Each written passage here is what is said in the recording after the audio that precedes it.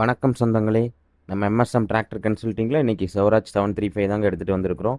2017 model single owner கண்டிஷனில் இருக்கிற வண்டி தாங்க நம்ம எடுத்துகிட்டு வந்திருக்கிறோம். இந்த வண்டிக்கு டயர்னு பார்த்தீங்கன்னா 4 டயருமே ஃபுல் டயர் இருக்குதுங்க. ஃப்ரண்ட் ஒரிஜினல் எம்ஆர்எஃப் டயர் போட்டிருக்கோம்.